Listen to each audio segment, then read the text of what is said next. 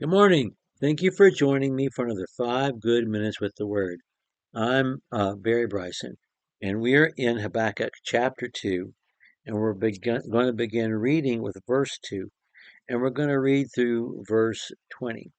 And this is God's answer to the second question that Habakkuk has asked.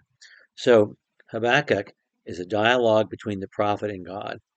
And as we said, the first question that Habakkuk asks is, how long do I have to look at this wickedness around me while you do nothing about it? And God's answer is, I'm going to do something about it right now. I'm sending the Babylonians to destroy you people and to take you into captivity. And then his second stunned question is, how can you do this? They're worse than we are. Seriously? You can't do this. It's not going to be this way. It can't be this way if you're a righteous God, because they don't worship you, they worship their own strength. And the thing is, God has already said this in his first answer. He's already said that their God is their strength and they will be held guilty in verse 11, but the prophet was evidently not listening. And Habakkuk, after his second question, says, I'm going to stand on my post, wait for God to answer me, and I'll be waiting to formulate my response when God tells me how wrong I am, which is hilarious. He doesn't have a response. The end of this chapter is, Lord is in his holy temple. Let all the earth keep silence before him. No more questions. Just be still and know that he's God. Let's read the passage. The Lord answered me and said, record the vision and inscribe it on tablets that the one who reads it may run. For the vision is yet for the appointed time. It hastens toward the goal and it will not fail. Though it tarries, wait for it will certainly come. It will not delay. But as for the proud one, his soul is not right within him. But the righteous will live by his faith. Furthermore, wine betrays the haughty man so that he does not stay at home. He enlarges his appetite like the grave, and he is like death, never satisfied. He also gathers to himself all nations and collects to himself all people. Will not all of these take up a taunt song against him, even mockery and insinuations against him, and say, woe to him who increases what is not his, for how long? And makes himself rich with loans. Will not your creditors rise up suddenly, and those who collect from you waken? Indeed, you will become plunder for them, because you have looted many nations. All the remainder of the peoples will loot you, because human bloodshed and violence done to the land, to the town and all of its inhabitants. Woe to him who gets evil gain for his house, to put his nest on high, to be delivered from the hand of calamity. You have devised shameful things for your house by cutting off many peoples. You're sinning against yourself. Surely the stone will cry out from the wall, and the rafter will answer from the framework. Woe to him who builds a city with bloodshed and founds a town on violence. Is it not indeed from the Lord of hosts that people toil and fire, and nations grow weary for nothing? For the Lord, the earth will be filled with the knowledge of the glory of the Lord, as the waters cover the sea.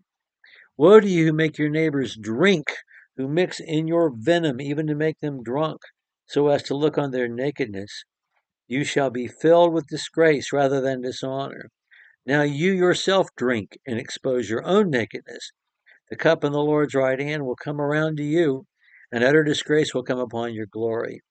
For the violence done to Lebanon will overwhelm you, and the devastation of its beasts by which you terrified them, because of human bloodshed and violence done to the land, to the town and all its inhabitants.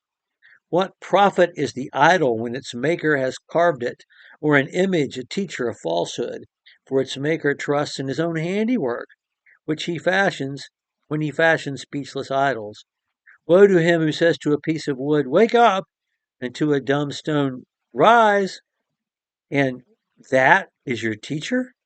Behold, it is overlaid with gold and silver, and there is no breath at all inside it.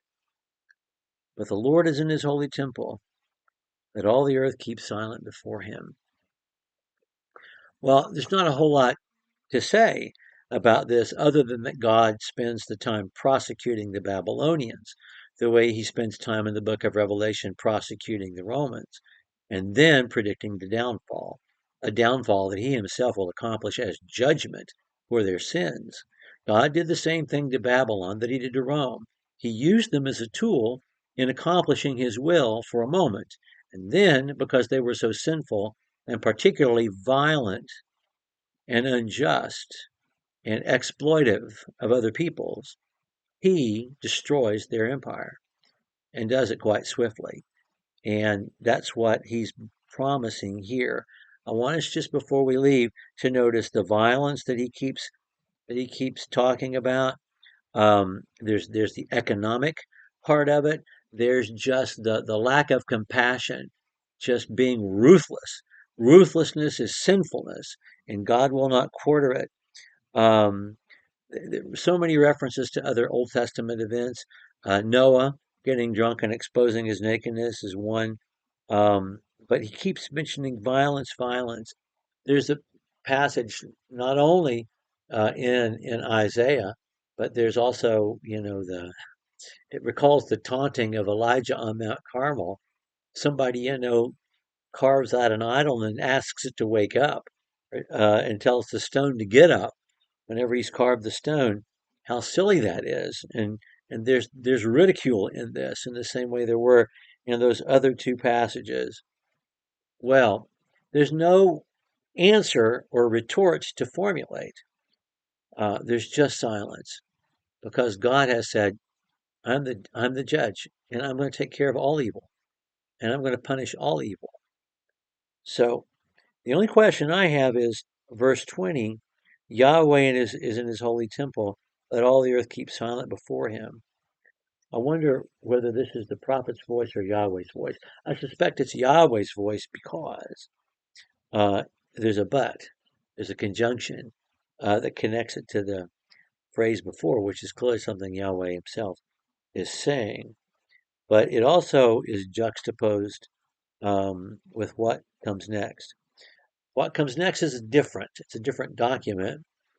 It is the prayer of Habakkuk, although it's not all a prayer.